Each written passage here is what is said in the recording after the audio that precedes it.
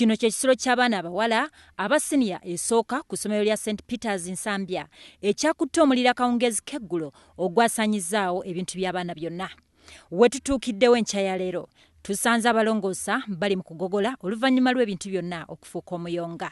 Kyokka wadde olukuba lukedde kufuuyirira, kino tekirobedde bazadde balinayo baana kudduka ku ssomero lino okulaba embeera nga bw'eri.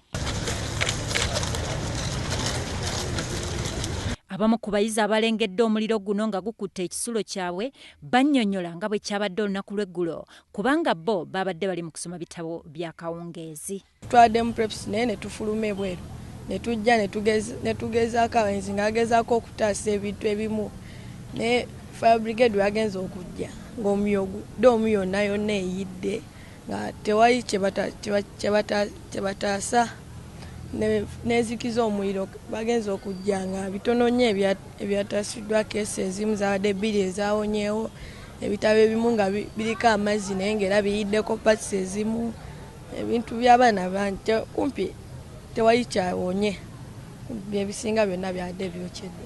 Mu bakedde ku ssomero lino mwe mubadde n'akulira ebyenjigiriza mu kitongole kya KCCA Juliet Namuddu okuzuula ekyavuddeko omuliro guno, ayongedde n'akubiriza abayizi n'abasomesa okubeera obulindaala ku mbeera ng'eno. Abaana baffe mu St. Peter's Nsambya Secondary School bafunye entiisa dormitory yaabwe bwe yakutte omuliro. Dormitory yabadde esuza abaana 3.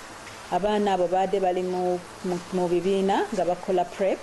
Oluvannyuma lw'okumutegeeza nti ekizibu kyavudde ku masannyalaze, akubiriza abakulira amasomero okukozesa abakugu mu kuyunga amasannyalaze okusobola okwewala obuzibu nga buno.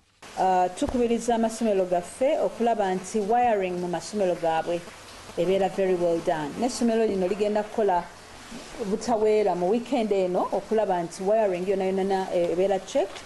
Kubanga bino by'ebintu ebimu bye tutasobola kulaba nga tukyalidde amasomero, okuggyako nga tusanze wires zonna ziri wabweru w'ebisenge.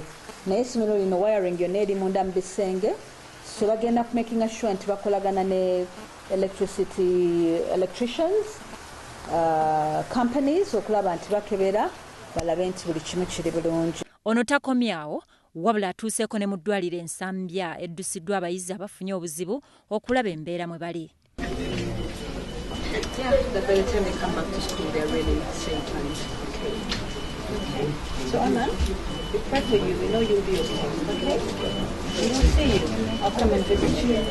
Yo mukulu w'essomero lino Remedias Mbiru ategeezezza nga bwe bagenda okuyamba abayizi bonna abajjiriddwako ebintu byabwe okulaba nga bakola bulungi ebigezo byabwe. Kati essomero litambula bulungi era tugenda kusinkana abazadde ab'ekibiina ekyo eky'abaana abawala aba senior 1 tuteese ki ekyokukola. Abaana tusobola bagenda kusigala ku ssomero, tugenda kubayamba, tugenda kulaba nti tubawa notes, tugenda kukola photocopy, tugenda bawa mattresses ne some and the parents n'abazadde bagenda kuwa bintu ng'essuuka, ebimu ebikozesebwa ebya bulijjo. Naye nga mu kino tukolera wamu bulungi n'abazadde baffe kubanga tebakiplaningira ate baana baffe nabo baabwe tulabe nti nno ekintu tukikwata olumu ffenna. Embeera y'omuliro masomero ebadde yakenderera ddala oluvannyuma lw'akaweefube yaliwo gye buvuddeko okusobola okutangira omuliro mu masomero. Nakyambadde Maria ku WBS TV Amasunsule.